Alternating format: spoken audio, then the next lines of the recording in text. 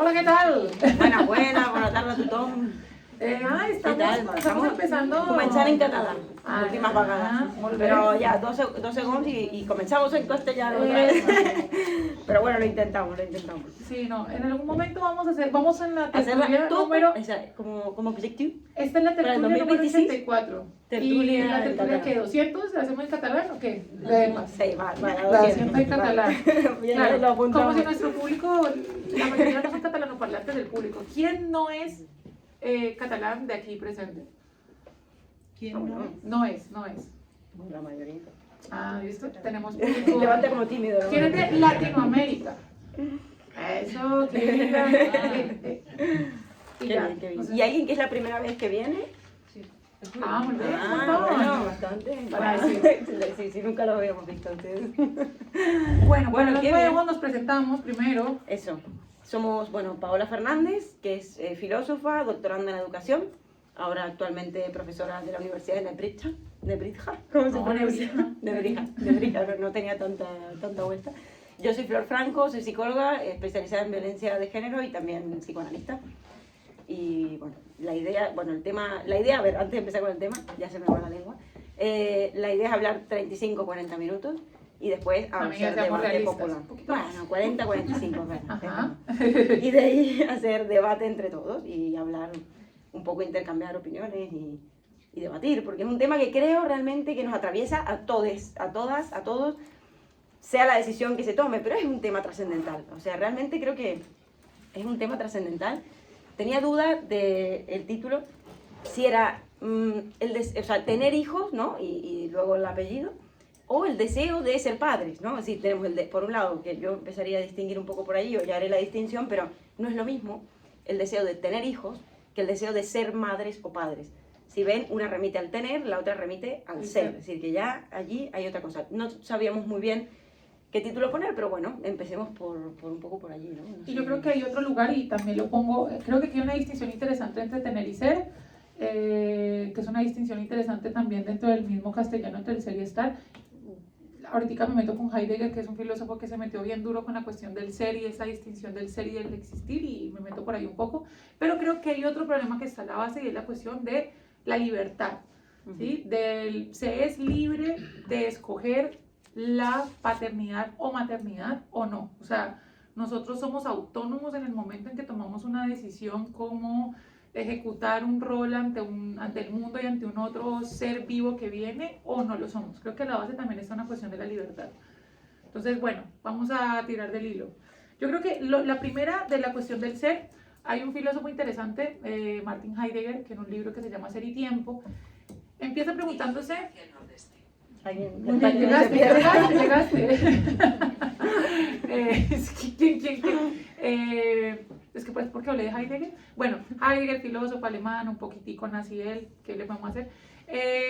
Se planteó en Ser y Tiempo qué era el ser, porque cada vez que hablamos del ser tenemos un problema en la misma pregunta. Cuando uno pregunta qué es el ser, ya la palabra es está incluida dentro de la pregunta qué es el ser.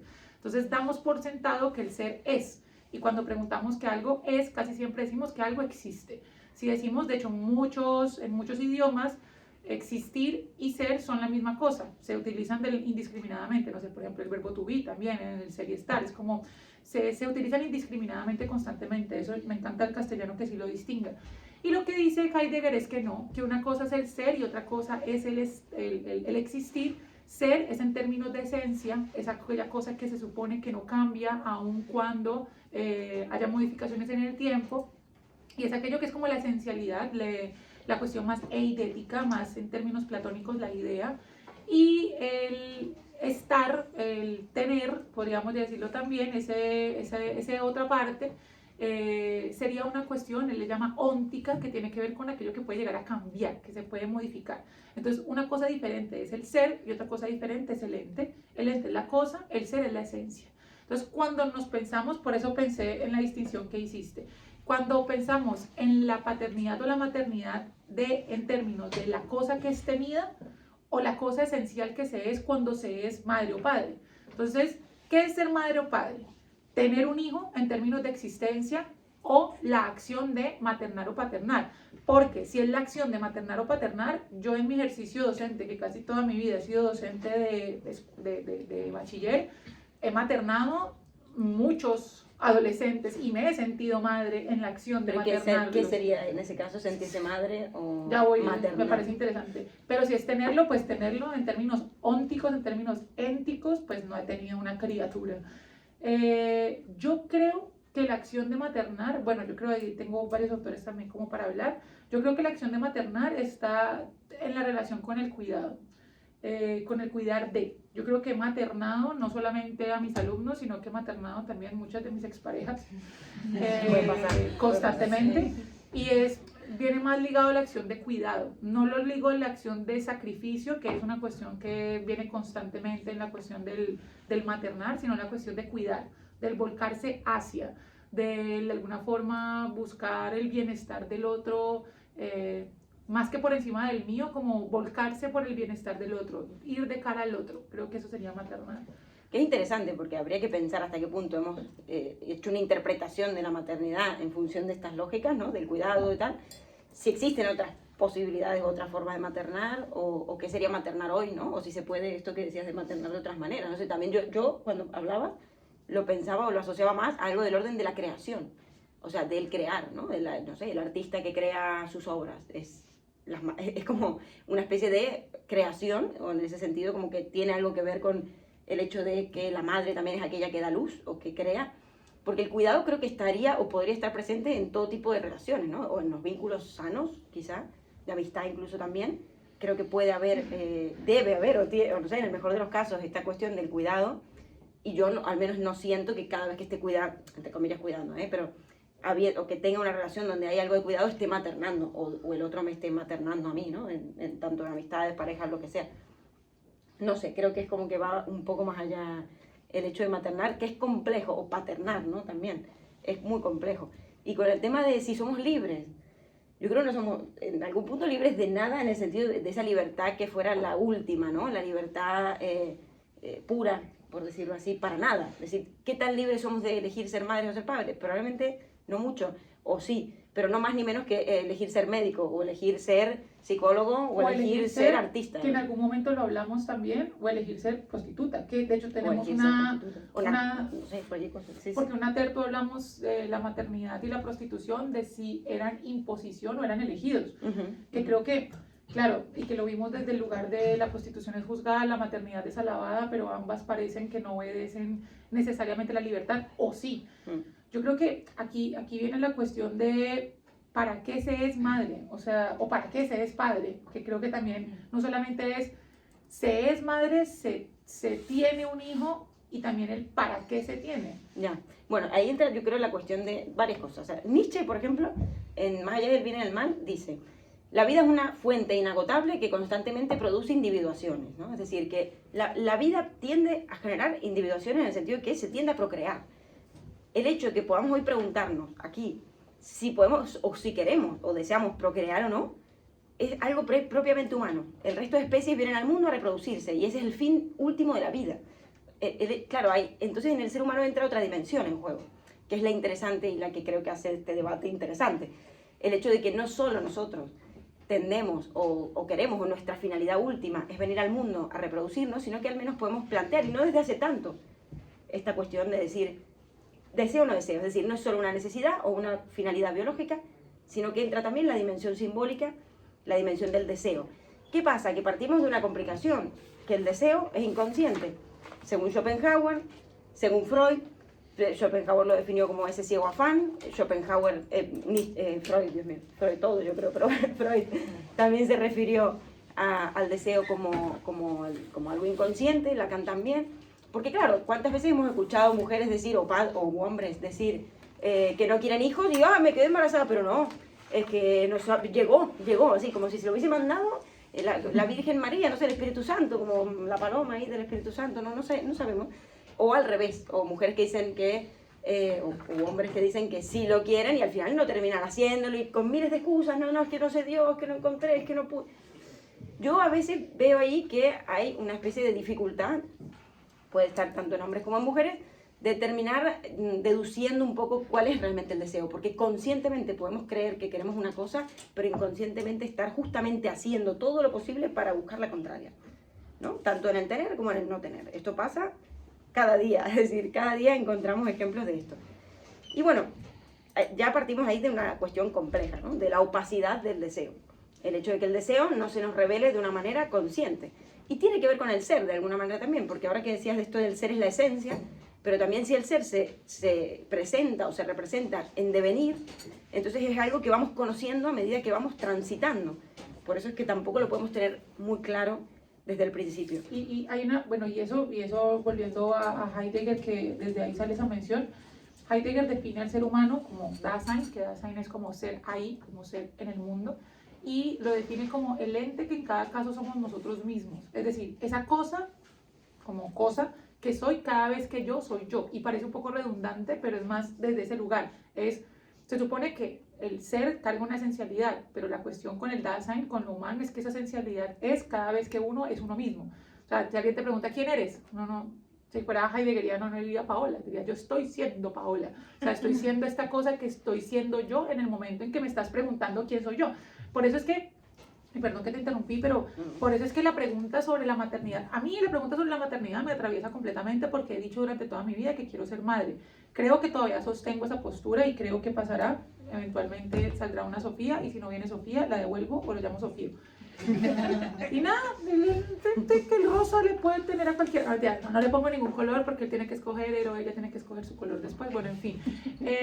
Pero sí que es cierto que me parece que esta pregunta ha devenido otras respuestas dependiendo del momento en el cual ese Paola que está haciendo Paola ha sido ese Paola particular. Parece un juego de palabras, pero ha significado cosas distintas en diferentes momentos. En este momento de mi vida significa quizá un proyecto un poco más plausible. En algún momento fue un rechazo. Yo quise en algún momento ligarme las trompas, como no quiero tener hijos. En otro momento fue como un anhelo de formato familia que se ve en las cajas de cereales como perfecto. ¿Se han visto envidiosas la serie? Las cajas de cereales como si fuera perfecto. De alguna forma ha devenido significados a lo largo de ese estar siendo. O sea, en ese caso no hay un instinto maternal, porque si fuese instinto se repetiría en cada sujeto por igual. Hay como una idea de decidir, y ahí vamos a la cuestión de la libertad nuevamente, ser o no cuidador de un otro, ¿no? Porque eso prácticamente parece que fuera... Y cuidador por lo menos 30 añitos, ¿eh? Sí. O sea, claro, el resto de especies, bueno, tienen un par de cachorros, a los 10 días, 20, un mes, ya están por ahí haciendo sus vidas. En la especie humana esto se alarga un poquito más, ¿no? Digamos que la carga es mucho más sacrificada. Pero has dicho esto del instinto, ¿no? Como que no hay instinto.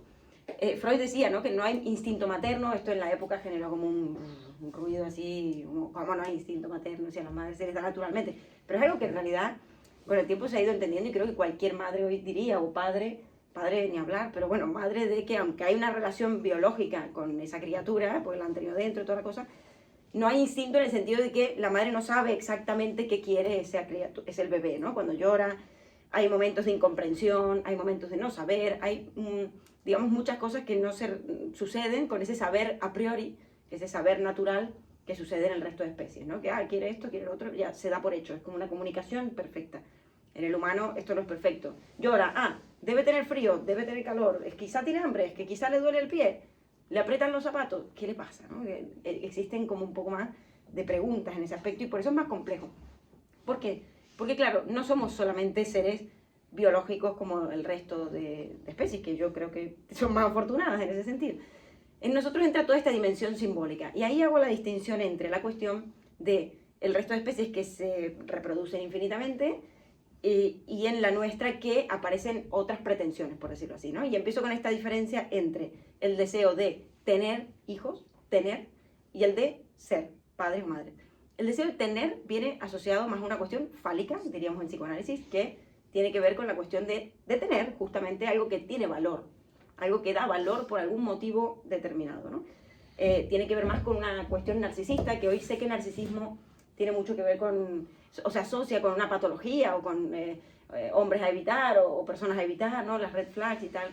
Pero en realidad el narcisismo es un estadio en la formación del yo, que es necesario.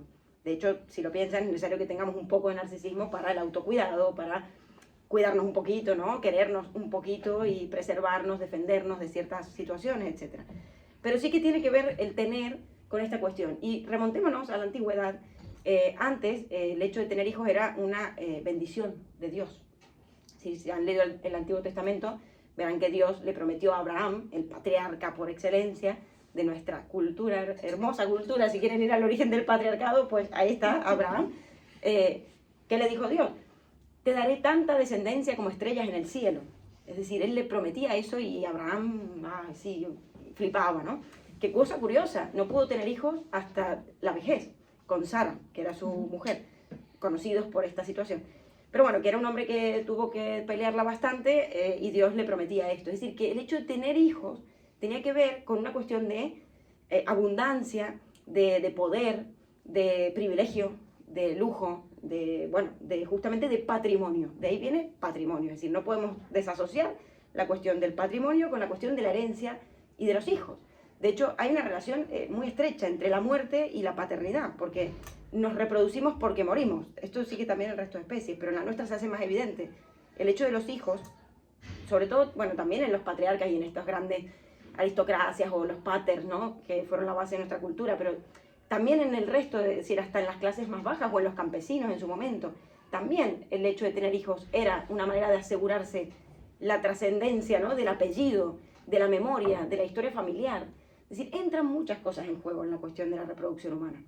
No solamente el hecho de reproducirse porque sí o porque ahora, bueno, ahora podemos prevenirlo, ¿no? Si no, quizá inevitablemente se haría.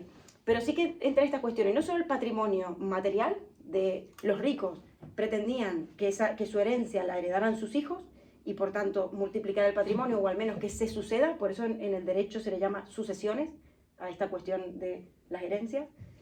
Las sucesiones, el que se suceda algo, ¿no? Del patrimonio y de la historia. Y el derecho de sangre, ¿no? Como algo que viene a ser Claro. una herencia familiar y que... Total. Y en las clases bajas también, o los campesinos, en las clases más pobres, los hijos venían a ser trabajadores de la familia. O sea que también había esa función del, bueno, una cierta conveniencia, si se quiere. De hecho, la palabra familia viene de servus, que es servir, servil, es servir al otro. Claro, necesitaban trabajadores que cultivaran la tierra, entonces necesitaban hijos. Por eso tener muchos hijos era una bendición. Hoy en día creo que estamos en el lado opuesto, no sé qué piensas. Hoy en día si a mí Abraham me dice, te daré tanta descendencia como estrella en el cielo, No, yo le digo que yo yo salgo soy corriendo, ingeniero. digo, no, O Dios. sea, si por cada hijo viene detrás un piso en Sarriá, pues vale, pues que Bueno. venga, pues está bien. Pero tocaste un punto interesante y después me quiero desviar un poquito, y es la necesidad de la perpetuidad del ser. Hay un filósofo, Spinoza, que en un texto que se llama La ética demostrada según el orden geométrico, habla de la importancia del conatus. El conatus es la necesidad de todo sujeto de perseverar en su ser.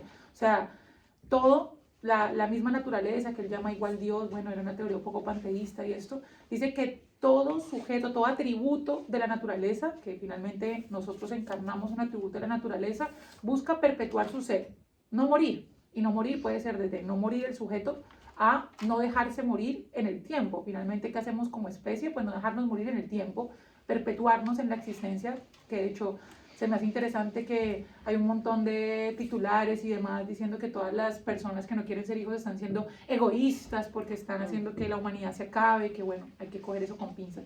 Y entonces vamos a la cuestión de siembra en la vida, hay que sembrar un árbol, escribir un libro y tener un hijo. Y todas son busca de perpetuarse en el ser. Tener un libro para que otros me lean, sembrar un árbol que dure hasta después de mi muerte y tener un hijo que me reproduzca a mí o que reproduzca precisamente aquello de lo que carecí, que también es una constante en los padres, ¿no? Quiero darte todo lo que no tuve, quiero que seas todo lo que yo no pude ser. Hay una búsqueda porque el otro complete aquello de lo que yo carecí. Y hay una cuestión que creo, y no sé si me voy a disparatar un poco, pero no solamente nos pasa con nuestra búsqueda de reproducirnos, sino de nuestra búsqueda de relacionarnos con lo trascendente. Ya lo relaciono. Hace poco estuve en Nápoles y así como muchas iglesias puede haber, pues entré al Duomo de Nápoles, que me pareció muy bonito. Y el Duomo, pues la catedral de Nápoles me pareció espectacular, y entré a varias catedrales de otros lugares también, y bueno, uno entra a la Sagrada Familia y esa búsqueda de esa perpetuidad de acercarnos a Dios, de relacionarnos con lo trascendente, mira cómo mi nombre queda aquí esculpido y soy yo el que me perpetúo y mi nombre se preserva, de alguna forma, bajo nuevamente la cuestión de la maternidad, es algo que pasa con la herencia del apellido, con la herencia de tu rostro ante un otro. O sea, yo creo que algo de la cuestión de maternar o paternar, algo por no decir una gran parte, está en un deseo narcisista de perpetuarse, aun cuando el hecho mismo de maternar o paternar implique un sacrificio y un darse ante un otro. Pero hay algo del deseo de seguir. Y yo creo que también es un deseo de saciar esta angustia, porque aquí hice una relación entre medio Dios, arquitectura y hijos, pero como saciar o atenuar la angustia que genera la posibilidad. Este filósofo que tengo aquí es Soren Kierkegaard, de un texto interesante que se llama El concepto de la angustia, y él dice que la angustia nace del reconocimiento de la libertad, del poder, y que es la libertad poder elegir, ¿sí? Cuando yo reconozco que puedo, o sea, yo reconozco que existe el poder, ¿cuál? Infinito. O sea, yo me reconozco abierto a las infinitas posibilidades que tengo, pues me angustio, porque sé que cualquier decisión que tomo implica una renuncia. Voy a tocar el punto que creo que también es álgido. A las mujeres nos toca un poco más, porque parece que nuestro reloj biológico tiene otros tiempos que el de los varones. En fin, ese tema también hay que tocarlo. Pero entonces creo, no sé, que con la cuestión de los hijos es como hay algo de eliminar un poquito la sensación del poder, porque el hijo de alguna forma materializa esa elección. Toda mi energía pulsional, todo mi mundo ha volcado a que ese sujeto se viva, porque los seres humanos somos seres prostéticos, o sea, nacemos desamparados, necesitamos prótesis para poder seguir viviendo, porque no nos morimos, porque ya no sostenemos nuestra cabeza cuando nacemos, y nuestra energía pulsional está volcada a que ese ser vivo no muera, y luego a darle dinero para que sobreviva a la universidad, a la vida, y para que algún día se pueda independizar. Y de ahí todo ese poder, y toda esa angustia que me generaba la posibilidad, se ve mermada porque es que ya no hay posibilidad, ya está volcado ese sujeto que ya existe. Creo que algo, y yo lo reconozco de hecho, tirándome a mí el muerto como siendo autocrítica, que algo de la idea de maternar es como una idea de realización, pero no como la culminación como ideal, sino de la realización de ya, no tendría nada más que pensar, sino que una criatura sobreviva. Me parece más cómodo que estar pensando estupideces que estoy pensando todo el día de mi propia existencia.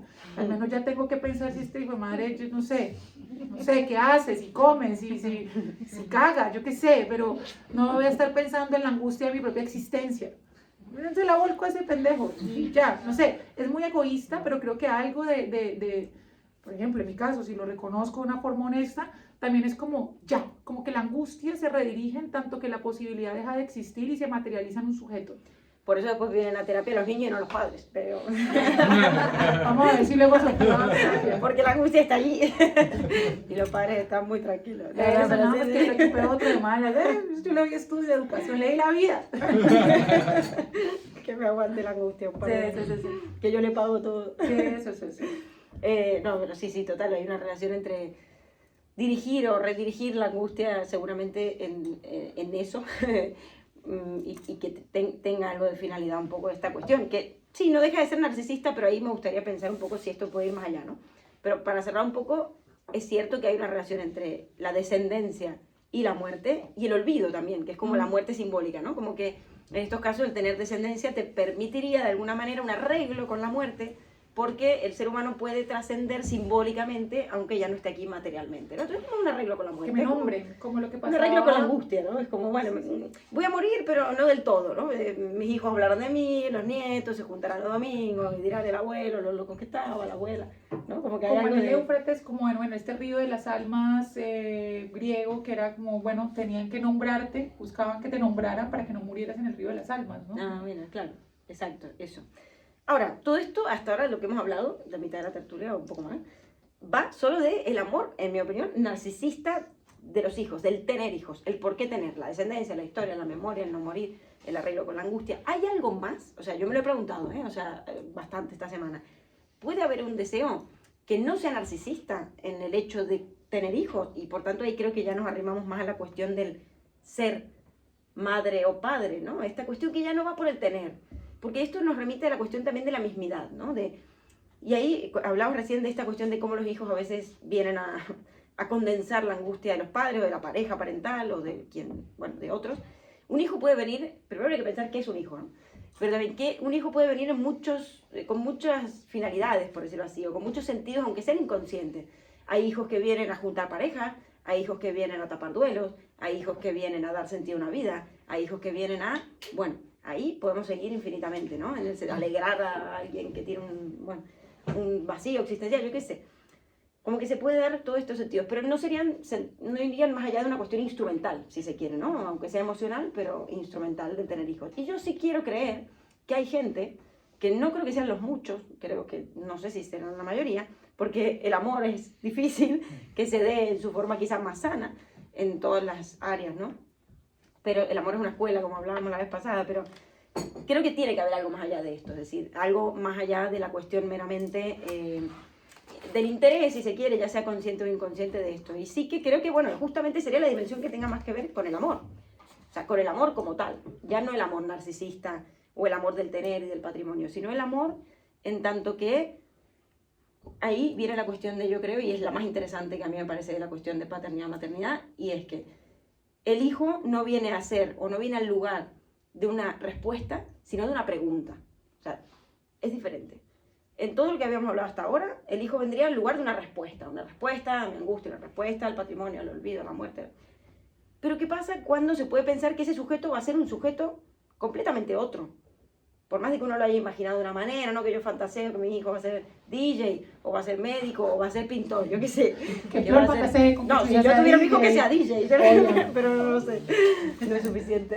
Que le tengo puestico una casita de rural. Que me lleve a Ibiza, que sería, exacto, imagínate que sería muy narcisista porque sería la excusa para poder seguir yendo a Ibiza aún con 60 años. Me encanta. Me vendría bien. Bueno, hay una cuestión más bien de... Ahora sale así súper de derecha, votando al Vox y todo eso. Ese que viene, votando a Vox. Bueno, ese que viene... Bueno, imagínate, esto pasa mucho, ¿no? Y ahí, justamente, mira, ya que has dicho Vox, ¿qué pasa con dos padres de izquierda que se conocieron militando en las manifestaciones aquí por Palestina o lo que sea, no sé cuánto, y le sale un hijo de Vox? Ahí va a haber amor. Si lo ama, ¿ves? Eso no es amor, eso no es deseo de hijo. Eso no es deseo de hijo. No, lo quisiera en su otra edad, pero por favor, que piense otra cosa. Para mí, el deseo de maternidad o paternidad se confirmaría en el momento en el que tu hijo te sale completamente diferente a lo que querías. De hecho, te cae mal, pero lo seguís queriendo. Eso, ahí digo, sí, esa señora quería ser madre, ese señor quería ser padre. Cuando no te sale, o sea, cuando no cumple con tus, por decirlo así, expectativas narcisistas. Cuando el niño sale completamente diferente y dices, ¿qué es esto? O sea, ¿qué es esto? ¿Cómo esto salió de mí? ¿Qué pudo pasar? ¿No? O sea, ahí creo que realmente se abre esa dimensión del amor y de la paternidad y la maternidad interesante, en mi opinión, porque ese es otro como tal, y por tanto ahí sí que hay un amor, como tú has dicho, más puro. Yo creo que esa postura, hay un autor bien interesante, Immanuel Levinas, es un filósofo que vivió la Segunda Guerra en un campo de concentración, y cuando salió, en vez de decir como muerte a todos, dijo, ¿cómo sobrevivimos? Por medio de la responsabilidad infinita frente al rostro del otro. Y habla de la idea de rostro, no como cara, sino el rostro es el otro en su otredad. Entonces dice que de alguna manera, para que se sostenga una ética, le habla de una ética infinita, tenemos que volcarnos hacia el otro. Nosotros siempre pensamos en términos utilitaristas. El otro es para, el otro me sirve para acompañarme, para hablarme, para darme trabajo, para suplir mi miedo de morir, para redireccionar mi angustia, Pero cuando pensamos en el otro en su otredad, es dejar ser al otro, sin tener que ni siquiera nombrarlo, ni siquiera ponerle un nombre propio, en sentido más simbólico. De hecho, hay una película, pero que te interrumpa, pues, para ilustrar, que no he visto, te imaginas, si vengo a hablarles de una película que no he visto, pero que me contaron, que se llama La Virgen Roja o algo así, que fue muy comentada porque es de un caso real, y por eso lo comento, de una mujer feminista española, del País Vasco, si no me equivoco, que soñaba con tener una hija, y ella era, bueno, una gran militante del feminismo, y cuando tuvo esta hija, esto es una historia real, tuvo esta hija, la inculcó con valores de la libertad, de tienes que ser una mujer libre, y ella se quería ser tipo, no me acuerdo, esto ya me lo invento, pero religiosa, y la mató. O sea, la termina matando, matricidio. Claro, es como esta cuestión de, sí, quiero ser madre, pero siempre y cuando seas libre como yo consigo la libertad, o seas aquello que yo quiero que seas. Pero cuando te sale lo contrario, que para mí es la labor de los hijos muchas veces, Sí. ser lo contrario a lo que los padres esperaban, al menos para poder separarse y no quedar como un objeto del otro, ¿no? Porque por eso digo que es importante pensar en qué es un hijo. Si quedas pegado al deseo de los padres, en todo, quedas pegado, es decir, quedas siendo un clon, podríamos decir, o una especie de, sí, de controlar, no sé, de copiar y pegar, ¿no? El hijo, para mí, ocupa un lugar interesante cuando encarna una verdad inconsciente de esa pareja o de esos progenitores. Yo creo que, no creo que tengan que ser antagónicos. O sea, yo no creo que se tenga hijos. Bueno, primero no se habla del privilegio, ¿no? Yo en este momento diría madre y no fuera porque no tengo plata. Pues es que, por Dios. ¿Pero no tener tenemos ahorita- plata o lo invertimos en otras cosas? Bueno, no, no Ahí tenemos le damos plata. valor a otras. No, o sea, de verdad. Bueno, va a salir, pero hace cuenta que un hijo salía con un pan debajo del brazo. Guau, no sé. ¿Qué pan? ¿Qué tipo de pan? Pero no, no le veo ahorita, de verdad. En fin, yo creo que no tiene que ser antagónico la cuestión de como el reafirmarse a sí mismo con el darle al otro un lugar en el mundo. Yo admiro mucho a mi madre, la adoro, la amo, es mi mejor amiga, es el ser más importante de mi vida y la tengo como referente desde los dos lugares.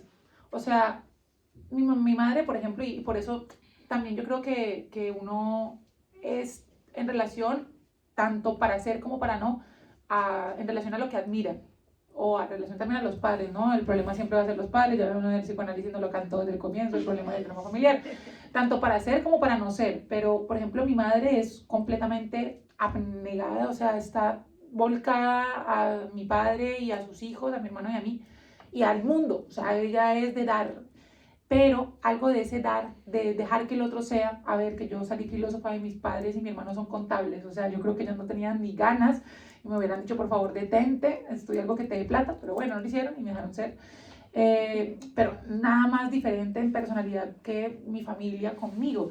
Pero mi madre es completamente abnegada, pero en esa abnegación encontró un lugar de poder y un lugar en donde ella es necesitada por el otro. O sea, yo sé que mi madre, si bien es abnegada y a veces sufre por el dar y es, no sé, primos, tíos, mi mamá termina haciendo la caja menor, el banco de la gente por ayudar, así le pide hasta préstamos para prestar, así no tenga plata y es ese tipo de sujeto, pero, y se queja a veces y le gusta, pero ella siente un lugar de que el otro te necesita.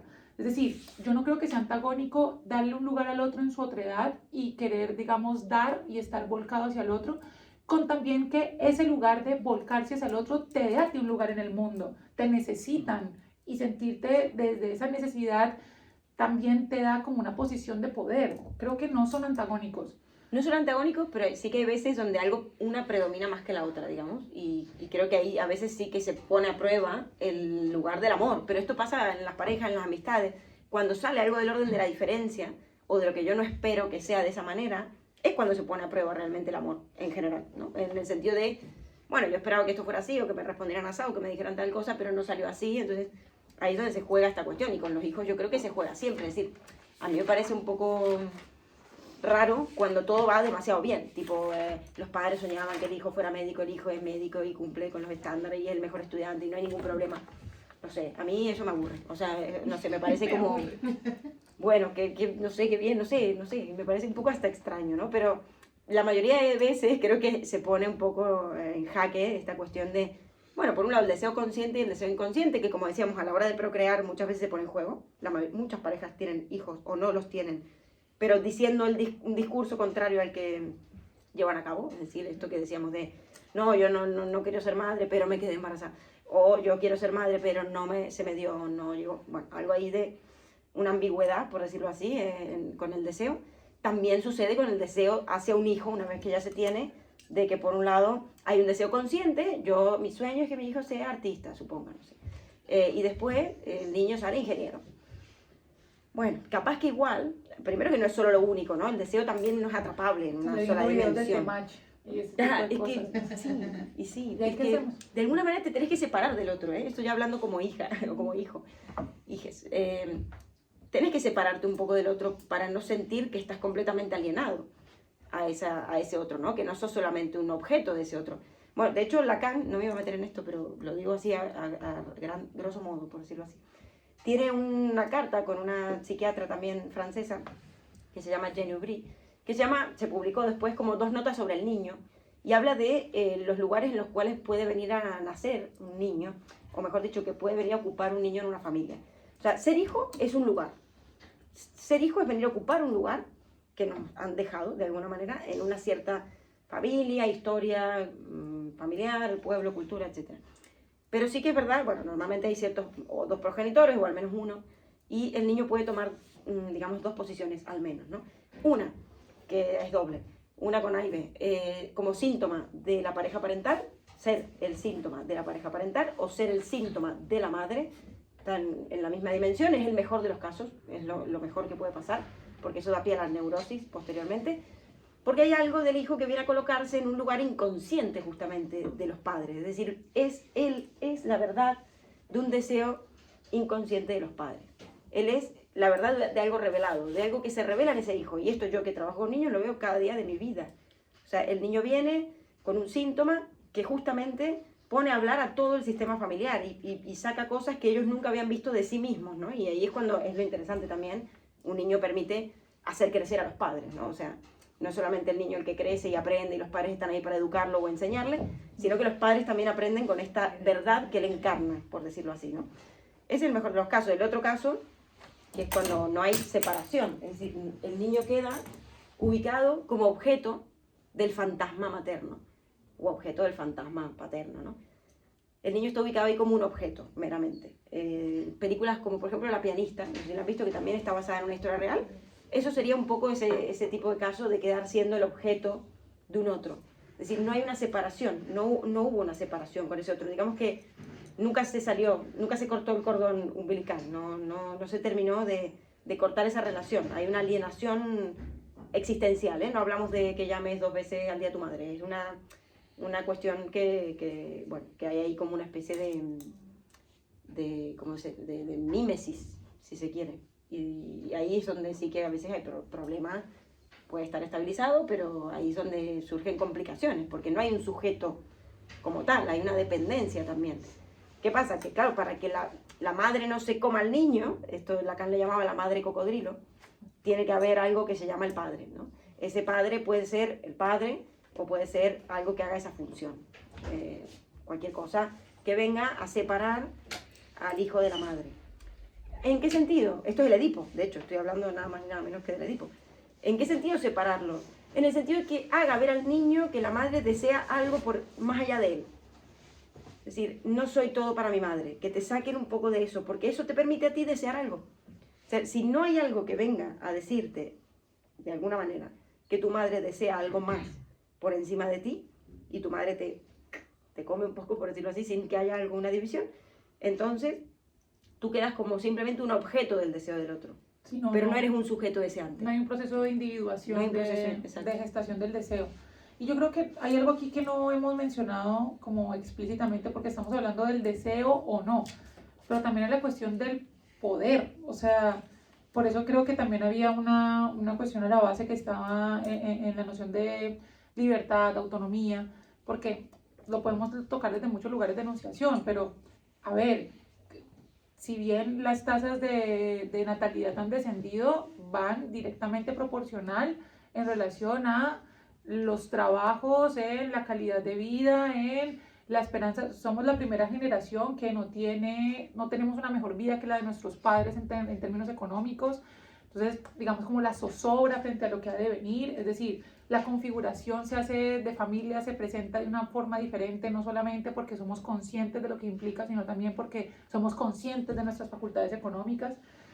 Es decir, digamos, cuando aparece ante nosotros la decisión de maternar o paternar, que dicho sea de paso, creo que no lo hemos mencionado y es muy importante, pesa mucho más sobre la mujer gestante, en tanto que a nosotras se nos pone no solamente el hecho de parir, sino el hecho que es un montón. Es un montón. Sino que parte del reloj biológico de mierda, nos ponen a congelar óvulos porque los hijueputas pueden ponerlas los 60 y siguen teniendo hijos. Sí, sí. Entonces, a ver, que me parece muy complejo porque nos vamos a hacer célibes también.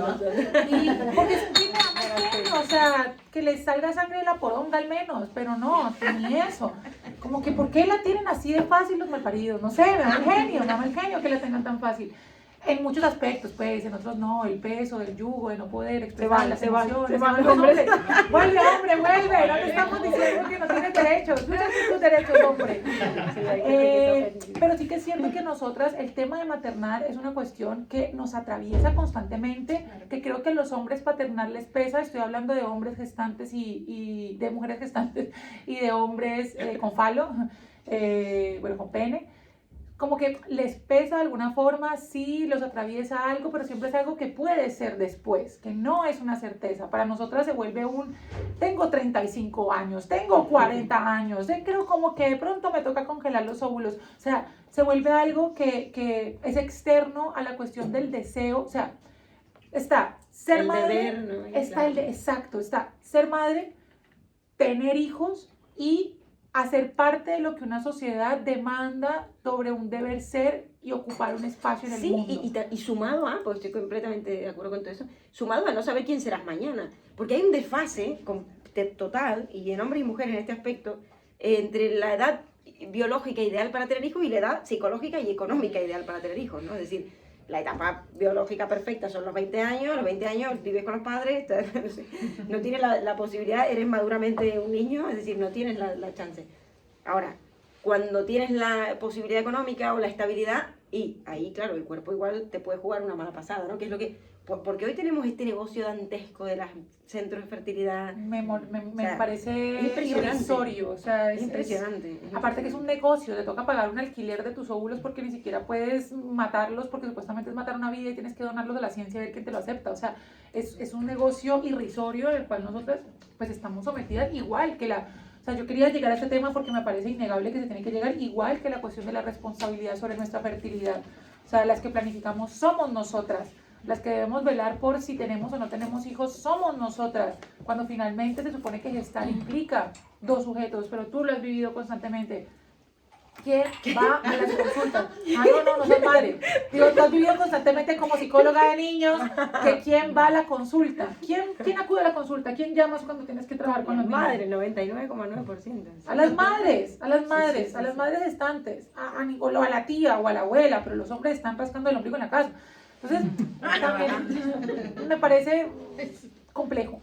Sí. A ver, yo creo que yo he pensado constantemente la maternidad me ha atravesado, sé que es desde un lugar narcisista, pero al mismo tiempo sé que es desde un deseo también de cuidar, tengo constantemente un deseo de cuidado, pero también soy consciente que la elección está atravesada por un deber ser sujeto en el mundo. O sea, que sé que lo he cuestionado constantemente, que me cuestiona a mí mismo y a mi feminismo. De hecho, Simone de Beauvoir en El segundo sexo decía que una de las grandes revoluciones de la mujer sería no gestar, y propone la no gestación, y de hecho promueve el lesbianismo político, y tiene sentido que lo haga. O sea, las mujeres hemos sido máquinas reproductoras para gestar la vida y hemos sido ubicadas durante muchos años desde el lugar simplemente de receptáculo de sujetos para traer al mundo. Entonces, un lugar de revoluciones, pues no quiero ocupar ese lugar. Y en parte tiene que ver con esto que decías de que recae mucho más peso, bueno, no solo biológico, sino también simbólico, sobre la mujer. Hay algo, yo creo que hablamos la vez pasada, terminamos con el mismo tema y lo sigo sosteniendo hasta la muerte. No, que bueno, que ciertos hombres, por quizá la estructura, y ahora nos vamos al debate y pueden decir lo contrario, pero por sus estructuras, yo qué sé, neurótico, obsesiva o lo que sea, porque predomine eso o por cualquier razón, hay algo de, bueno, la que quiso tener hijos es ella, entonces, bueno, la que los lleva es ella, la que se encarga es ella.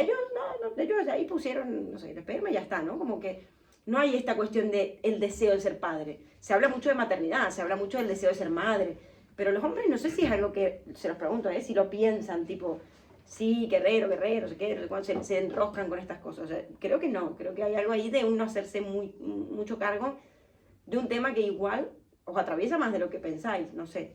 Pero bueno, esto como para dejarlo. Yo creo que también dejarlo como pregunta de si queréis ser padres o no, o madres o no, ¿por qué? O sea, ¿qué está la base? Quisiera escuchar aquí, hola, me llamo Paola y quiero ser mamá, porque no, como socializar, digamos, estas vivencias es que es una responsabilidad, es realmente hacerse cargo de la libertad. O sea, entendiendo la libertad en términos kierkegaardianos como el poder elegir, ahí es donde se materializa la angustia, porque decidir o no tener hijos marca un camino de vida completamente diferente, más que hasta una elección vocacional, una elección de país. O sea, es un ser vivo que te va a acompañar, quieras o no, tragándote tu bolsillo durante muchos tiernos 30 años. Así que de ahí para adelante tu vida se va a configurar en torno a esto. Y si escoges no hacerlo, tu vida también se va a configurar en relación a la duda de qué hubiese pasado si, que también es una cuestión que aparece constantemente en, vale, elegí conscientemente no ser madre, pero qué hubiese pasado si sí lo hubiese sido. Entonces creo que es algo que no es de poca monta, que No, está para nada. ahí. Yo creo que es una pregunta que está bueno transitarla al menos, ¿no? Para que justamente no lleguen los 50, o sea, los años, cuando uno esté en los 50 años y diga, uy, ¿por qué no hice tal cosa? ¿O por qué no hice tal otra? O que no quede como una especie de yo no pude, yo no fui porque no, o sí fui porque tal, pero podría no haberlo hecho. A mí mis padres me han dicho, a mí y a mis hermanos, yo si volviera a vivir no tendría hijos, no sé, como que hay de todo, ¿no? O sea, como que también al final hagámonos cargo de lo que decidamos. Y para hacernos cargo de lo que decidimos, a veces es necesario tomarse un tiempo para atravesar esa pregunta, ¿no? Que no sea solo una cosa de no quiero pensar en eso, me distraigo y ya está. Y después sí que para cerrar, yo creo que hoy en día la época no solo es verdad que nos provee de dificultades económicas quizá, porque eso también igual yo lo relativizo, porque hay muchas personas que aún teniendo situaciones económicas muy precarias tienen hijos y de hecho eso a veces es lo que las saca adelante o les da un sentido y les termina yendo mejor, he conocido varias. O también una redistribución de las prioridades, no sé, si yo me puedo pensar cuánto gasto yo en brunch, en fiesta o lo que sea, no sé, en otras cosas, en viajes, quizás lo mismo que alguien gasta en su paternidad, en su maternidad. Pero sí que hay otras formas también de trascender, creo, hoy en día. Creo que hay otras formas también de hacer vínculos y de hacer, bueno, familia, entre comillas, ¿no? Creo que hay más valor, se le da más valor a las amistades, se le da más valor a otros tipos de vínculos. Y ahí el problema es cuando los amigos empiezan a tener hijos y te dejan solo. No, no, pero bueno, sí, al menos hay como esta cosa de otras formas de amar y de otras formas de trascender que pueden al menos, bueno, hacer que una persona que decida no tener hijos o no tener hijos. Sí, encuentra tus espacios de comunidad que no solamente No pasa sean nada. desde el hegemónico. Yo creo que al final nada nos va a hacer felices, creo yo. O sea, ni infelices, o sea, depende cómo viva cada uno, ¿no? Pero No, digo, felices. el hijo no es la respuesta ni la solución a todos tus problemas y no tenerlos tampoco es que vas a vivir infeliz toda la vida. Eso dependerá un poco de cómo viva cada uno, pero creo que ahí no se va todo. Schopenhauer decía que nosotros vamos a sufrir en esencia porque deseamos. Y como el deseo siempre está en falta, pues llore. O sea, vamos a sufrir. ¿Cómo lo lidiamos? Hay muchas formas de lidiarlo, lo he dicho en 800 charlas sobre Schopenhauer, mírense las tertulias. Pero sí que es cierto que sufrir no necesariamente implica que la vida sea una mierda, aunque tanto, pero sí, sino que de alguna forma tenemos que reconocer que el deseo siempre va a estar en falta. Tener hijos va a tener toda la contraparte de todo lo que pude haber hecho si no los hubiese tenido. Y no tenerlos es todo lo que pude haber hecho en el momento en que los hubiese tenido. Así que, pues nunca vamos a estar felices. No, pero no podemos terminar así con esta negatividad. A ver, estoy pensando qué puedo decir para levantar un poco el espíritu. Bueno, muchas gracias. Nos seguimos con el debate. Para tener esto hay que ser optimista. Mirá, bueno, tiro una para el debate. Muy bien, para el debate. Vamos. Vamos al debate.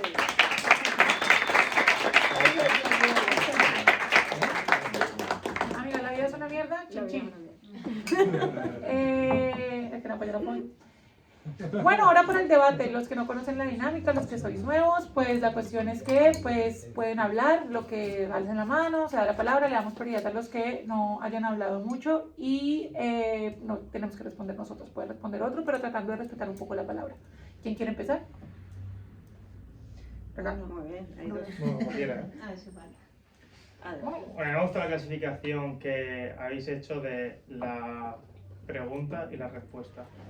Porque cuando alguna vez he estado hablando con amigos sobre la ganas de ser padre o de tener hijos, casi todo es, pero esto es por egoísmo, pero esto es por egoísmo, pero esto es por egoísmo, ¿no? Que es esa parte narcisista. Y luego la parte de el amor, ese puro, me pregunto si eso viene después, cuando ya los has tenido, ¿no? Como que hay una primera parte que casi siempre es egoísta porque viene a cubrir alguna necesidad, sea la que sea emocional o sea más patrimonial, y que el otro viene luego. Y de ese narcisismo también me viene la cuestión de la necesidad que tenemos, bueno, que la mayoría de personas creo que tienen de ser padres biológicos, ¿no? Porque, bueno, pues se ve que gastamos muchísimo dinero, nos sometemos a procesos médicos, etcétera, por ser padres que perpetúen, yo creo, bueno, pues todo lo que hemos dicho, ¿no? También a nivel físico, de el yo que soy. Entonces quería un poco debatir esa necesidad de ser padre biológico si lo único que quieres hacer es cuidar y dar amor.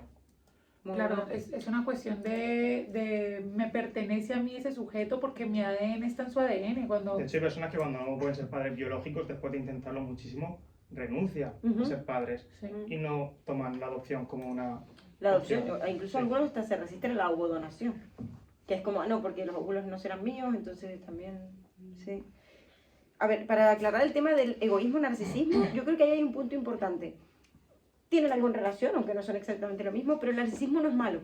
O sea, el narcisismo es malo cuando se patologiza, cuando uno se convierte en estas cuestiones que hoy se habla, ¿no? De solo pensar en uno mismo, solo tal, cuando hay algo muy fijado, como Narciso que se ahoga en su reflejo, ¿no? Pero el narcisismo es parte de todas las relaciones, de todos los tipos de amor. Aún los de amor de pareja, hay algo de una mismidad también, o de un amar, algo que te es similar o que te es familiar, ¿no? Así que no es algo malo. Y de acuerdo con esto, que al principio posiblemente puede ser algo más narcisista, pero que después surge el amor porque tendría sentido, porque el amor se construye, es decir, no está a priori. Yo no creo mucho en estas madres o padres que dicen, no, es que yo te amaba antes de nacer, antes que naciera. No te creo. O sea, yo te creo que amabas la ilusión que tenías de ese hijo y el deseo de maternar, bueno, o de paternar. Pero ese amor o esa relación se construye, como todas las demás. Entonces, en ese sentido, creo que está muy bien. Y lo de la biología, en un mundo tan materialista,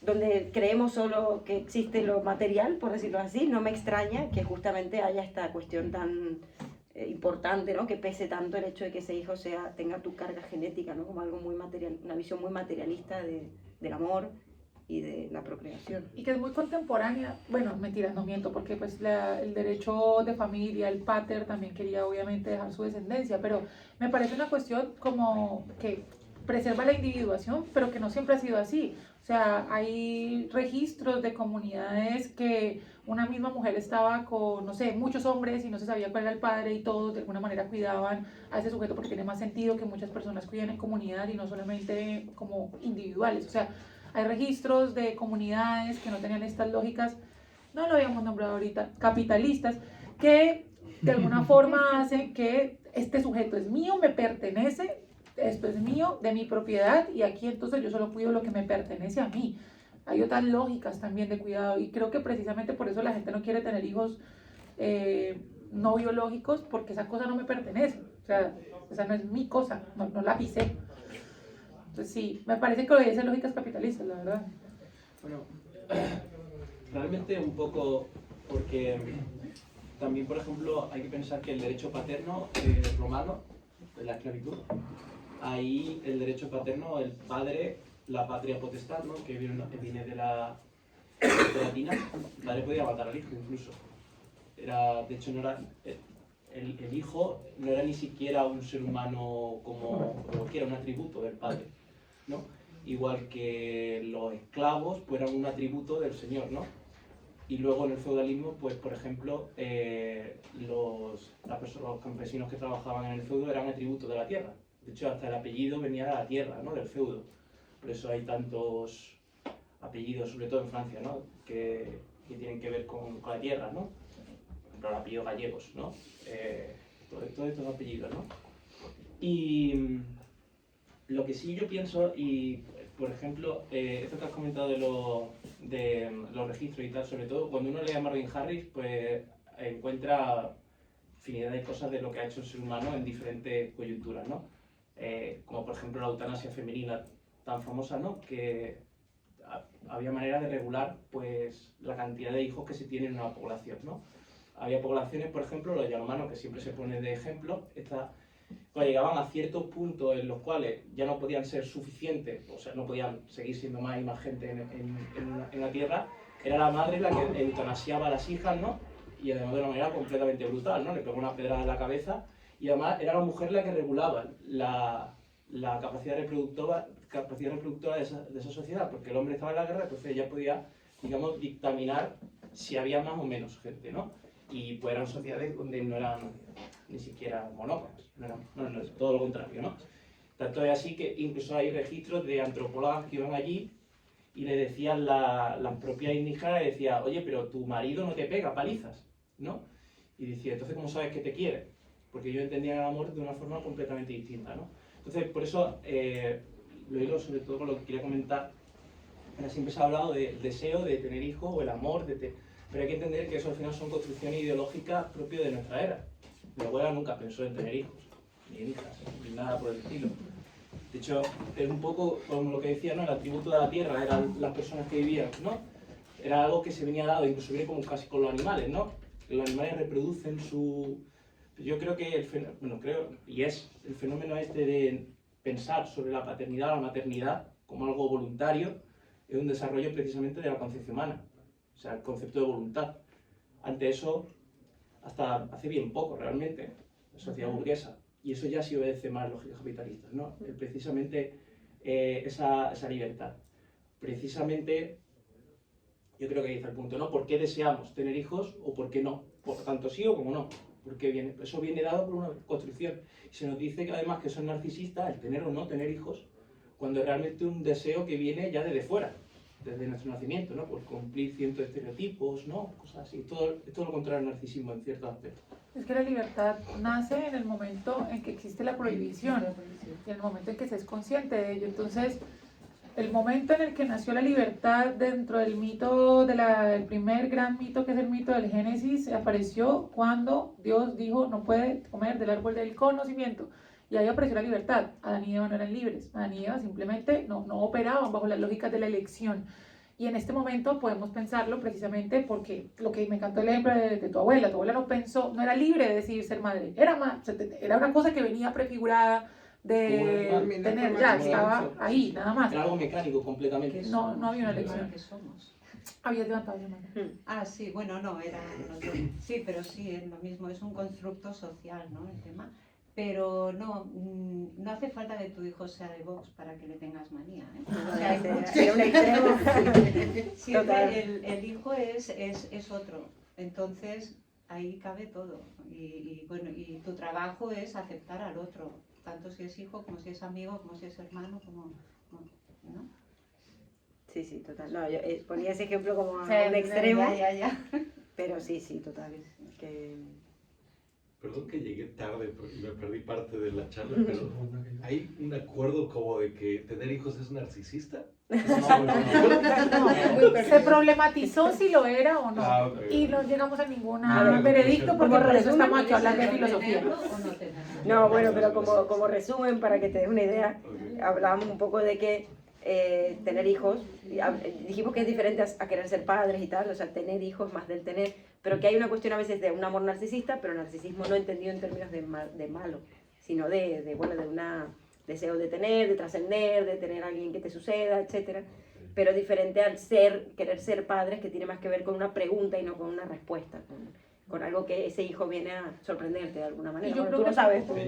Y yo creo que tampoco es antagónico, reitero, es decir, yo no creo que el narcisismo que vuelve y juega, es que tienen tan dañado la psicología con los videitos de TikTok y de Reels de 5 datos sobre un hombre narcisista, no psicólogos de internet, niña, cuidado. Pero bueno, el narcisismo es una lógica necesaria para la individuación del sujeto fundamental y no me parece que sea antagónico con las lógicas del cuidado, o sea, yo creo que pueden comulgar.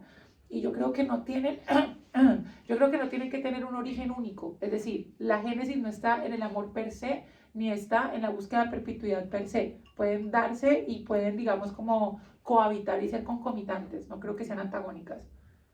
Digo, no sé.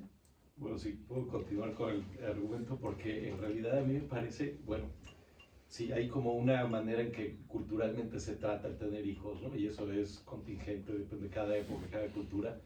Pero es como un instinto de reproducción, un instinto natural, se domestica o se hace cultura, ¿no?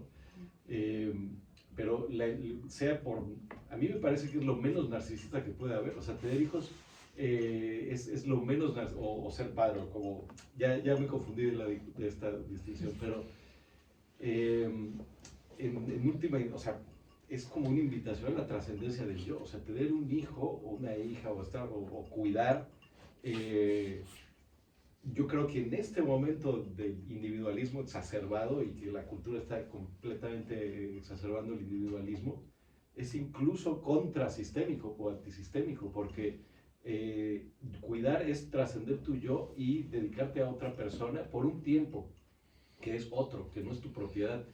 Mal entendido lo puedes pensar así, o sea, entiendo que se haya discutido como esas patologías, digamos, sociales de entender a los hijos como propiedad, como posesión, pero a un nivel individual, o sea, también te invita a trascenderte y en ese sentido a mí me parece más espiritual incluso que las vías espirituales tradicionales del celibato que no tienen hijos, porque se considera que, o bueno, de alguna manera, el tener hijos o ser padre también te amarra a la materia, al mundo material, porque tienes un apego y vas a tener un sufrimiento y un dolor por que se genera de tu apego con esa parte de la materia de otro cuerpo, otro ser biológico, ¿no? El que tienes que cuidar. Entonces, por eso en esas tradiciones religiosas en que tener hijos era un impedimento para el desarrollo espiritual, a mí me parece aberrante, ¿no? Y son tendencias, también son culturas de cómo tratar la espiritualidad, pero realmente a mí me parece el diagnóstico que yo le tengo a la sociedad occidental con su baja natalidad es decadencia social, porque se está, o sea, está invitándose a la desaparición. Obviamente hay circunstancias que lo evitan, ¿no? Pero los animales y todo también cuando están encerrados, encarcelados en el zoológico y todo, o sea, el no tener hijos también es como la manera de eso, de una situación tan horripilante que es mejor no reproducirse. Sí, pero ahí yo tengo un contrapunto que siempre he pensado, ¿a quién le haríamos mal si desaparecemos? Es decir, a nadie, ¿no? Es decir, creo que el ser humano es una especie que hace daño. Es horripilante, es aberrante el ser humano. Es que hay que decirlo, ¿no? Contamina y es peligroso para el planeta, como se habla hoy de la contaminación climática, de todos los... Bueno, es decir, y somos, o sea, tóxicos, digamos, para el planeta, para el lugar, el entorno en el que vivimos y para nosotros mismos. Entonces, yo a veces me he llegado a pensar realmente en no reproducirme justamente también para hacerle un favor a la vida y a Esos son argumentos ecofascistas. Ecofascismo. ¿Esto es ecofascismo? Sí. No me había dado cuenta, ahora sé que soy ecofascista. Pero también yo creo que hay algo... No, pero me gusta que hayas puesto el acento en lo espiritual, esto no lo había pensado. Me abres a mí otra área así, otro camino. Pero no de creo que pensar, sea porque no- fruto precisa, o sea, yo creo que la cuestión es que ahora somos conscientes de la posibilidad de elegir, o sea, somos conscientes del poder, También. somos conscientes del daño, somos conscientes de lo que implica tener un hijo. Yo sé que quiero en algún momento maternal, pero sé todo lo que llega a implicar y sé también que es completamente válido que un otro no lo sea. Ser madre, porque ser padre es muy bello para los padres comprometidos, pero es simplemente poner un espermatozoide, pero realmente quien tiene en términos biológicos, quien padece el parir, quien sufre un embarazo cuando lo tiene por forma biológica, es una mujer. El hijo le pertenece a la madre. No. El hijo, o sea, le pertenece No en debería, términos o sea, es la biológicos. lucha, ¿no? Un poco. Es en términos biológicos, es decir, ¿quién pare? No, ¿Quién pero no pare? es tuyo, pero ese hijo Pero es eso tuyo. Bueno, le pertenece el dolor, voy a modificarlo, pero tiene toda la razón. Le pertenece el dolor del parto a la madre. Vale. ¿Podemos coincidir en esto? Sí. El traer un mundo, un ser vivo, ese dolor y la implicación que Los tiene en su 9 cuerpo, meses sí. le pertenece a la madre. Ya después hay padres comprometidos, pero realmente lo que hemos visto en estadísticas es que madres solteras hay más que padres solteros. No nos podemos engañar. Ahora bien, yo creo que el no maternal, que me parece una elección completamente válida, hace cuestión y paternal, está en relación a los derechos básicos reproductivos. O sea, ahora las mujeres pueden decidir no parir, pueden decidirlo. Y pueden decidirlo también en contextos donde estamos viendo guerras, donde estamos viendo muertes, donde no tenemos la capacidad económica para responder ni siquiera por nosotros mismos, donde no tenemos acceso a la vivienda. O sea, yo sé que yo quiero maternar, pero yo sé que es contrasentido hacerlo, que es una cuestión que me ha venido por muchas preguntas, pero que es contrasentido, es antagónico a toda lógica. Perdona. Pero no sé, lo pongo ahí. ¿Sí, ¡pum! hilo o...? Sí. Había Gerard y Bueno, luego... yo quería un paso solo atrás de lo que comentaba él, del tema, bueno, que también lo comentamos en algún momento, que parece que de alguna manera, según lo que hemos entender, somos como la primera generación que podemos escoger muchas cosas que anteriormente no podíamos. Por lo tanto, aquí viene un poco esta generación de dudar porque podemos escoger ciertas cosas, ¿no? Y a la vez va de la mano de algo que parece un sesgo positivo hacia tener hijos, ¿no? Si alguien dice, no quiero ser padre o madre, oh, con lo bonito que es. Pero al contrario, no sé si pasa mucho, de he sido padre o madre, oh, pero qué sacrificado que es. No hay mucho, ¿no? Del otro sesgo. Entonces, de alguna manera también hay bastante presión hacia este sesgo para que de alguna manera nos vayamos reproduciendo, ¿no? No es tanto la tranquilidad de puedo escoger sin que la gente me presione. Porque seguro que muchas familias, de alguna manera, y tiran hacia allí, ¿no? Con lo bonito que sería que te reprodujeras, ¿no? Entonces, iba un poco de la mano de cuán libre, al margen de siempre el inconsciente y demás, o hacia dónde el conjunto nos quiere sesgar, cuán libres somos para saber si queremos o no ser padres o madres, ¿no? En este caso. Hay un par de manos levantadas, Renzo había levantado la mano y luego... No, yo simplemente, siguiendo lo que decías tú... Eso, peleemos, que se pasa. Sí, peleemos, vamos a pelear. Bueno, tú decías la elección, pero piensa toda una sociedad del posguerra o durante la guerra. Si todos hubieran tomado esa decisión, no hubiera habido ninguno de nosotros, básicamente. Había mujeres que, como mi abuela, que crió mi padre en un edificio medio bombardeado. Si esa mujer hubiera podido elegir, no sé si hubiera elegido tener mi padre o no. Pero era una mujer fuerte que decidió, en todo caso, con mi padre en la espalda, ir a trabajar. ¿Es porque son más blandengues ahora? ¿O la sociedad anterior era más dura? ¿O que nosotros ahora tenemos opción de pensar demasiado? Con la excusa que podemos elegir, decidimos la lascividad de lo fácil. De ir a currar, hacer dinero, tengo tiempo aún, congelo los ovarios, tengo mis viajes. Igual este me gusta, igual me gusta otro. Esa es nueva. Porque Congelar los ovarios ahora tenemos opción de cambiar partner más rápidamente, podemos viajar mucho, la mujer tiene más libertad, el hombre también. Ahora están las parejas abiertas, así que todo el mundo folla con todos. Y como que dicen, mira, oye, tengo límites. Todo el mundo puede follar con todos y un hijo también puede estar hasta ahí. los 35 puedo tener, ay, mira, los congelo, tiras con los 40. No es que estamos viviendo un poco el capitalismo, ¿no? Todos contra el capitalismo, pero todos lo gozamos, ¿no? Tú te vas a Ibiza, DJ, tú escribes libros, pam, pam, pam. Pero quiero decir, como que ninguno dice, a los 20 voy a tener un hijo porque no me queda otra, ¿sabes? Esta es mi vida, voy a currar. Y el hombre curra 20 horas porque antes trabajaba 8, le nace un hijo y tiene que hacer 10 horas extras, mientras la mujer está en casa. Entonces, si el hombre está en casa rascándose la panza, y igual el hombre está arriba ahí tirando unos cables, mientras la mujer está en casa rascándose la panza. Bueno. Solo para Hombre, no, que parece que el hombre es una planta. acotación muy breve. Hombre, el hombre es una planta. El hombre Yo quiero decir, cuando la mujer está en Sí, no, casa, pero un el hombre segundo está para, en sí, por favor. Para añadir solamente que lo que decía Gerard de alguna forma esto que se viene a sembrar la duda, ¿no? La duda de ahora existe la pregunta tal. Eso sí abre la posibilidad de la libertad, pero también, según Kierkegaard, la posibilidad de la angustia. O sea, por eso estamos todos como, creo, en el fondo, se reprima o sea consciente o no, con esa angustia de y si no, y si sí, y si tal, y si cual. Ambas llevan a la angustia al final. Mi resultado, te juro, le he dado tantas vueltas que al final es como, esta me lleva a la angustia y esta me lleva a la angustia. O sea, tener me lleva a la angustia, no tener me lleva a la angustia. Y por otro lado, lo mismo con el capitalismo.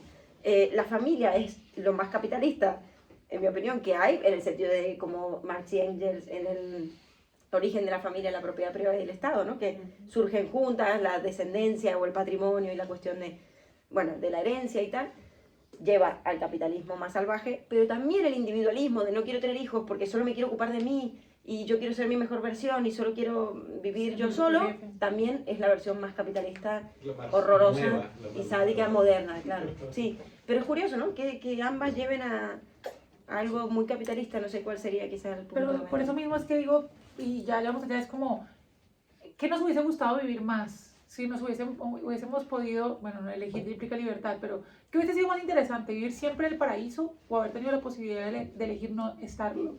Porque en el momento en que tomamos una decisión implica una renuncia, renunciamos al paraíso, a mí iba a renunciar al paraíso. Precisamente en el conocimiento. El paraíso es la ignorancia. Y el paraíso es la ignorancia. Entonces ahí está la cuestión. Ahora que podemos decidir, nos pesa porque angustia, pero podemos decidir. Mi abuela tuvo 11 hijos, nunca decidió, los tuvo y punto. Y nosotros sí podemos decidir. Punto. Sí. Pero hay una Sin embargo, sigo enamorada de ustedes Ay, qué porque resulta que yo ya no me llamo Patricia, me llamo Angustia. Sería un buen nombre. Yo también soy me podría la llamar así. generación que está en, yo soy la generación en este momento que no lo tengo, sí lo tengo, no lo tuve. En el instante actual de mi vida, mi gran crisis existencial es esa. Nada más. Es la pregunta del momento de mi vida. Es, mierda, ¿sí o no? Y toda la conversación he estado pensando en, claro, pero yo tengo la oportunidad o he tenido la oportunidad de elegir. Y de pronto me acordé que hace 8 días les dije que en el periódico habían dicho que las mujeres al 2030 la natalidad estaba en 0, casi todas estábamos solteras y etcétera. Y de pronto recordé, y creo que se acuerdan ustedes también, ¿se acuerdan que en China estaba regulado y solo podían tener un hijo? ¿Cómo vivían estas mujeres esto, no? O sea, solo me estaba acordando de ellas que no podían elegir, que era el poder, era capitalismo, era todo eso, ojo que ellos no eran, pero eso es capitalismo, eso es manejo de poder. Estaban diciéndole, solo tienes un hijo, ¿vale? Y cómo lo vivían ellas. Y yo que puedo elegir, he llegado aquí y no he sabido elegir. Estoy absolutamente deprimida, casi a punto de pedirle una visita a esta mujer, porque llegué aquí y no he sabido elegir. Estoy en la absoluta crisis existencial con el tema, pero lo lograré. Y lo siguiente es, me vuelvo a enamorar. Hacía mucho tiempo no estaba en ninguna charla donde las mujeres fuéramos minoría y los hombres mayoría.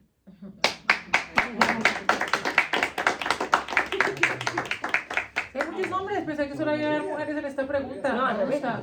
Somos mayoría Somos nosotros. destruidos. Están deconstruidos, es Aquí brutal. no. Hombres deconstruidos, me encanta. Manitos levantadas y gracias por compartirnos, Patricia, lo que dices. Sí, sí, no, gracias. Por aquí, manitos. Yo. Es que tengo tantas opiniones de tantas cosas que han dicho. Pero lo primero que voy a decir es que cada persona actúa dependiendo de la herramienta que tenga en su momento. Yo fui mamá a los 18 años. Tengo una hija de 22, hagan sus cuentas. Tengo una hija de 22 años que no quiere ser mamá. Y lo expresa abiertamente y a los... soy colombiana, a los muy 18 en Colombia es cuando se pueden operar para no tener hijos, muy 18, mamá, me voy a ir a operar. No, calma, mujer, calma. Todo hace tiempo. ¿Por qué? Vengo de una mamá que es 100% machista. Mi mamá es, la amo, la adoro, es mi centro, mi ser, la amamos. Pero es la mujer más machista que he conocido en mi historia y en la historia.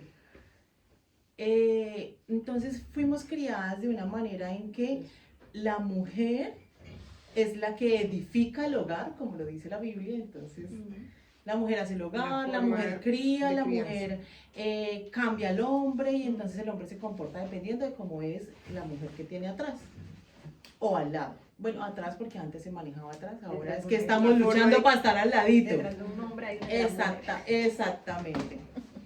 ¿Qué pasa? Yo siento que la maternidad es más emocionalidad y como todas las emociones son pasajeras y efímeras. Yo decidí ser mamá a los 18 porque fue decisión, no imposición, no es que se me vino, ay, fue un fallito, no, lo decidí yo. A mis muy 17 años, con la cabeza revuelta y muy loca, decidí ser mamá. Hoy en día yo digo, Dios mío, qué error tan grande cometí. Yo amo y adoro a mi hija. Soy muy criticada, juzgada, señalada porque yo soy de las mujeres que dice, yo amo y adoro a mi Sofía, pero si me dan la oportunidad de devolverla, bien pueda la devuelvo. La amo y la adoro, es mi vida, es mi centro, Dios. Ella fue ese poder que me dio para luchar hace 4 años por mi vida, solamente por ella. Dije, voy a luchar por mi vida. Pero si me dan la posibilidad en ese momento de decir, yo la devuelvo. ¿La devuelvo por qué? Ahí viene lo que les dije al principio, cada quien actúa dependiendo de las herramientas que tenga en su momento.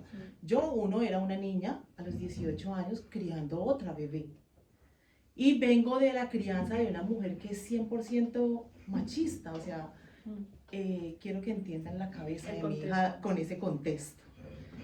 Y viene de un papá que, aparte de que decidí ser mamá, escogí peor papá del mundo para mi pobre bebé, un machista, alcohólico, bueno, en fin, muchas cosas. Entonces hice con ella lo que pude con las herramientas que tenía en esa época. Después crecí, estudié, entonces de acuerdo a cada época iba haciendo cada cosa con las herramientas que tenía. Después hice mi carrera como psicóloga, entendí mis emociones, entendí cómo debería actuar. Hoy en día mucha gente dice, ay no, yo quisiera una mamá como usted. Sí, mi hija hoy en día tiene miles de traumas, yo la mando al psicólogo para que entienda sus emociones porque pues es que la dañé muchísimo. Entonces, cuando acá él decía, es que estamos en una generación que está de pronto escogiendo lo fácil, siento que no, siento que esta generación la tiene más difícil. Lo fácil era la imposición que tenían las mujeres antiguas de mira, te casaste, tienes que tener hijos y reproducir porque es que tu esposo necesita hijos. Y es que si tu matrimonio se está dañando, toma un hijo. Si te está dañando el matrimonio, dale un hijo. Se va con la otra, dale un hijo. O sea, para todo era dale un hijo. Eso es lo fácil. Hoy en día yo me siento a hablar con mi hija de 22, que es lo más maduro del mundo, gracias a Dios. Y me dice, mamá, es que no quiero tener hijos porque es que yo no pienso traer al mundo una persona que yo pueda dañar con mis malos pensamientos. Y súper bien, porque no entendemos que maternar es más de parir. Yo puedo parir, yo tengo la emoción de tener hijos como la que yo tuve a los 18 años y quiero ser mamá. Y cuando yo tenga tanta edad y ya tiene tanta, vamos a ser como 2 hermanas. Y sí, somos hermanas, somos roomies. Pero es más allá. Es más de estoy construyendo un ser humano y no entendemos que esta sociedad que tenemos hoy en día fue algo que construimos nosotros. Entonces, hoy en día la tiene más difícil porque esta generación sí se sienta a pensar con todos los videos de TikTok, los psicólogos de TikTok y todo lo que escuchan y libros y bueno, se sientan a pensar y tienen esa capacidad de, Dios mío, si yo elijo ser mamá, puedo construir otra persona igual de dañada a lo que soy yo o tirarme a otra persona peor de lo que soy yo. Entonces es más difícil. O mejorar también. Sí, o mejorar, porque soy 100% creyente de que todos los seres humanos, por favor, vayan a terapia. Sí, sí. Pidan Sí, consulta, bueno, vayan a terapia. bueno, ¿Por qué? pero- Porque es que siempre aprendemos a conocer nuestras emociones y a entendernos a nosotros mismos como individuo, podemos manejar otro individuo.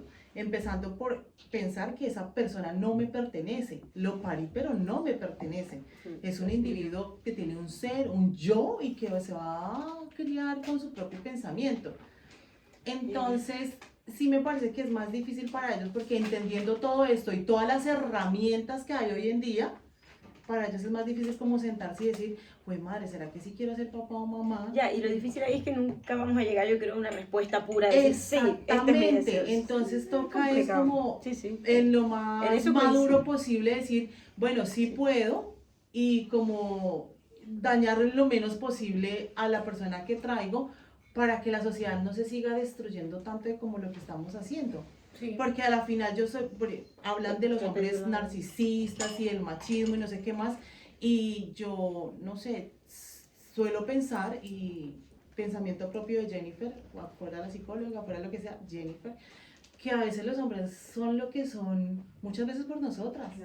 El hombre no es tan machista, sino que habemos mujeres machistas de aquí a morir, También, narcisistas, claro. entonces vamos incluyendo eso, entonces a veces no somos responsables ni de lo que decimos ni lo que hacemos, ni cómo perjudica lo que decimos y lo que hacemos a las otras personas, porque cada cosa que digo y hago hace que la otra persona que lo reciba tenga un comportamiento, o sea, a lo que voy es a que sea para paternar, para maternar, porque a veces maternamos hasta con nuestras parejas, a veces no, casi siempre, terminamos de criar los hijos de nuestras suegras, entonces sí tenemos que tener esa responsabilidad de saber qué digo y cómo actúo para no terminar de dañar o afectar a la otra persona. Ya, últimas intervenciones. Vale, Alex. ¿Y quién más? ¿Alguien más? Porque... No, yo solo que Va, y si lo mío era llegamos, niño. y si llegamos, porque Ramón... No, regresamos al mini. breves. Era que nos estamos basando demasiado en el pasado, cuando en el pasado no había muchas opciones, ¿no? No. El hombre a los 18, 16 ya estaba curando y había poco más que hacer, aparte de curar ir a la iglesia y ¿sabes? Y de la Casarte y compra. tener hijos. Y tener hijos, Y la mujer también. que parece como que fantaseamos. ¿Qué coño hacían? Ni iban de viaje. Es que Quiero decir, hasta brincar, ¿qué era la vida? Si antes, y si hablamos aún antes, en los años 20, son 100 años, ¿eh? Parece como que es ayer. Sí, era La solamente gente cuando palmaba a los 50, 60, si no era por guerra, era por alguna enfermedad, la fiebre española, se cepilló media Europa. pero precisamente por eso, a eso. Pero esa quiero es la decir, cuestión. a los 40 años ya eres un abuelo. Hoy no se elige, o digo, perdón, antes no se elegía, hoy sí se elige. Pero es que nos basamos demasiado, no, porque la mujer antes estaba obligada. ¿Qué coño hacían antes? O No, te no, queda, no en Italia se tenía decía opción. zitella, ¿no? La mujer que no tenía hombre. Y el que estaba solo era gay, por cojones, ¿no? En el pueblo, si tú no estabas casado, eras gay. Estaba la mujer sola, que era media loca con un gato, era bruja. Y el hombre que estaba solo era seguramente marica. O cura. Y entonces Es que había me pocas muero. opciones. Entonces la peña se casaba, ¿sabes? En la iglesia se conocían. Es que ese era el cosmo de la gente en el pasado. Lo criticamos como si fuera impuesto el machismo. Es que, coño, eso era. La comunidad era expandirse porque eran 4 gatos, porque morían de 10 hijos, 6 morían. Es como parece que estamos muy equiparando el presente con el pasado. No, no, no. Y el pasado no es tiene el nada que presente ver de con la muchos actualidad. sitios actualmente. Todavía es el Sí, presente. Sí, de pero arte, mucho ¿no? menos. La De- gente tiene la tele, el móvil, casi todo el mundo tiene un móvil y la gente ya Por se eso, entera. uy, Hasta te los vas a afganos Aún tienen así, su teléfono. pero aún así todavía hay Sí, mucho pero la fraude gente tiene machismo. opción. La Bueno, gente tiene vamos. opción. Va, Culturalmente Miguel tenemos y opción. Alex, bueno, Miguel tiene un comentario breve así. y- Bueno, lo trataré de abreviar. Ah, vale, no, si no Alex que no había Alex, que no hablado, había pero hablado. pensé que era seguir el hilo de esto. Vale, vale. Vale, Alex y Miguel y cerramos y nos vamos. Ah, sí. Nos vamos. Y nos vamos a la serie. Defiéndelos, Alex. Y ahí seguimos debatiendo. Bueno, yo quiero empezar haciendo un guiño a lo que proponía Paula, así de hacer una presentación personal y explicar el caso, y como has hecho tú, Jennifer. Así que yo haciendo este guiño a la terapia, bueno, que no es ningún guiño, que es tomárselo muy en serio. Voy a comenzar diciendo, buenas noches, mi nombre es Alex, tengo 54 años y no tengo hijos. Y no tengo hijos, coma, y todo está bien. Coma, y si todo está bien, no hace falta que esté mejor. Pero también podría decir, buenas noches, mi nombre es Alex, tengo 54 años, soy padre, podría decir, soy padre, coma, todo está bien, coma, por lo tanto no hace falta que esté mejor. ¿Qué quiero decir con esto? Que todo parte de la actitud con la que te tomas lo que te llega. Es decir, aquí habéis tratado un tema que me parece brutal, que es el hecho de el tener hijos o ser padre. Y a mí se me ocurre una cosa y me gustaría añadir una tercera a la que tú has dicho. Pero perdón, para no saltarme esto. Respecto al ser padre o al tener hijos, se me sugiere a mí, como una especie de metáfora, que cuando eres padre algo te nace dentro. Y cuando tienes hijos algo nace fuera. El hecho es el mismo. Pero que quiero decir que el ángulo, tal y como lo habéis planteado, pues puede ser un poco como mi metáfora personal, que no tiene por qué convencer a nadie. Entonces aquí estábamos hablando de la libertad, estábamos hablando del deseo, pero es que creo que hay otra parte que es muy interesante y no sé si se ha tratado, como mínimo a lo mejor yo no la he entendido muy bien, de si a pesar de que se tenga la libertad o no, de si decidimos lo que nos toca pasar. Es decir, si queremos o no, podemos quererlo o no. Podemos tener la libertad o no, pero decidimos lo que nos toca o no. No siempre decidimos que queremos ser padres si tenemos hijos, de la misma manera que no siempre decidimos no ser padres y acabamos teniendo hijos, por decirlo así. Entonces, como creo que hay esta parte de que no siempre surge lo que es tu propia elección, tu decisión, ya se sabe que se puede tener hijos por circunstancias, ¿no? Porque a veces no lo buscas y te surge, y a veces lo buscas y no te surge. Y la conclusión de eso es que si te lleva a la infelicidad, por eso me remito a lo que yo he dicho al principio, que todo esté bien desde donde lo mires. Es decir, yo creo que lo esencial aquí, y tengo una razón por la cual es esencial, es que lo que suceda, que esté bien tal y como esté. Es decir, si eres padre, está bien, y quédate con las oportunidades que tienes siendo padre. Si no eres padre o no tienes hijos, está bien, y quédate con las oportunidades por no tenerlo. Porque creo que es fundamental entender que la vida es demasiado inteligente como para no depender de nosotros en cómo cuantificamos la población. Es decir, un poco remitiéndome al comentario, creo que no vamos a extinguirnos por no tener hijos, sino que probablemente nos extingamos por guerras.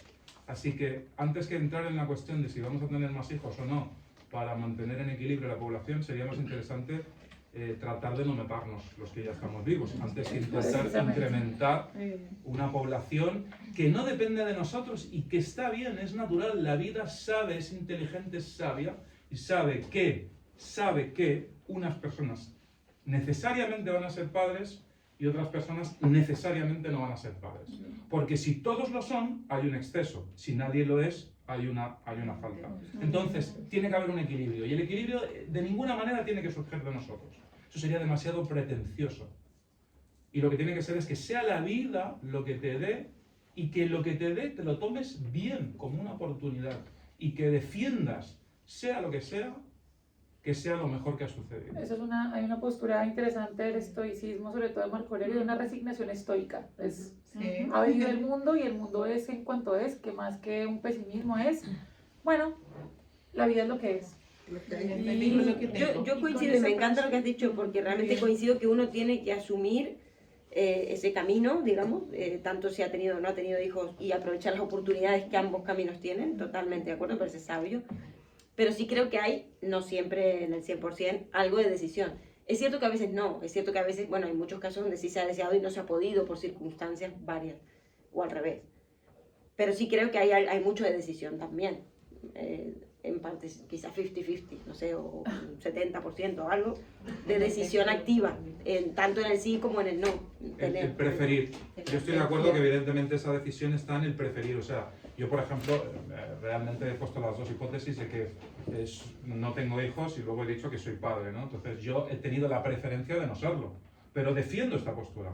Y también sé que si hubiera sido padre, defendería la postura de haber sido padre. Claro.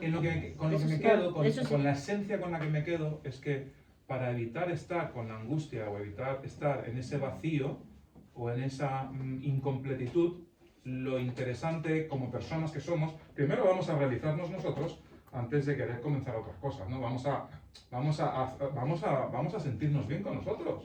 Luego, si hay una prolongación de nosotros, está genial.